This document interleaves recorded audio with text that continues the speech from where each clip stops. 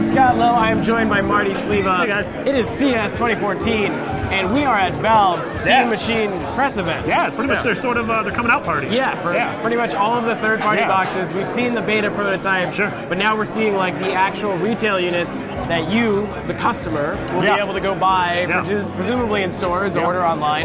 There's a lot of them. Yeah, there's a big list. That's a lot. That's a lot. 14 different boxes. Do we have a list? There's so many. I'm going to refer to a list. Please don't judge me.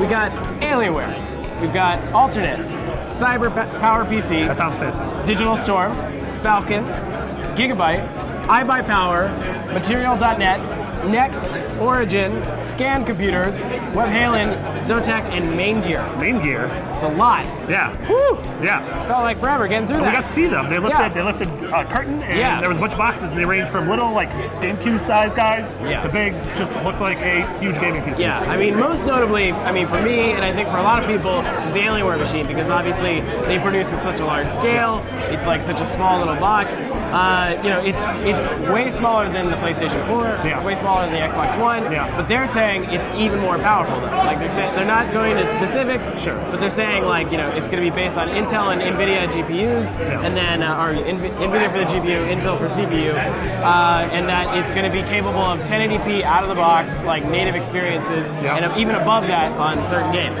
Yeah, I mean, it was wild to see just the range of not only size, but size, power, price. Like, these things have a nearly $2,000 range on them. And a lot of them are very customizable. Like, if you look at something like the Origin PC, like this thing is capable of running SLI GTX Titans, which are like the most expensive graphics cards you can get. And I mean, that's kind of their style. Like, Origin does like built to order like super high-end machines.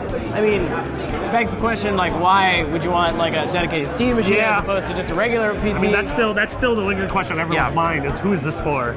Like, the people who are going to build their own mega gaming PC are still going to do that. I mean, I think the big hook really is the controller, which they also have here. I mean, we've got like it's a lot of content that we've already seen, and like, you know, we've had experiences with it before, but it's actually, in fact, your first experience with the Steam Machine controller. This is the first time I touched it. I got to play a little bit of the original Portal, a little bit of Trine 2, and obviously I did not put that much time to it, maybe 10 minutes apiece, but I didn't get it. In that 10 minutes. It's tough. I mean, I love Portal. Portal's one of my favorite games of all time. I could beat that with my eyes closed. I was having trouble getting out of like the first chamber. I mean, when I played it with for the first time, my assumption that it was going to replace the Xbox 360 gamepad or like another style of like kind of traditional PC gamepad. But in reality, it's more like a replacement for the PC.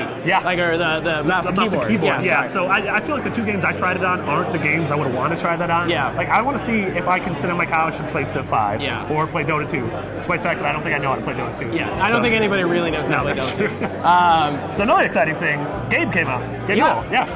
I mean, we haven't seen Gabe in a while. But he came out and kind of established the vision for Steam machines and like where it kind of came from.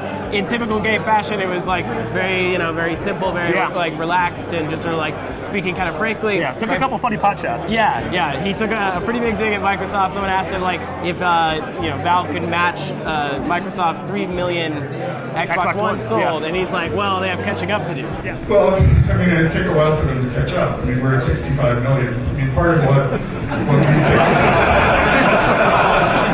65 million. So clearly, Valve's pretty confident about their show with the Steam machines, but we're just kind of scratching the surface here. Like, we're in the thick of it. All of the information is on IGN. So if you want more from Valve and the Steam machines and also CES, stay tuned to IGN.com/CES.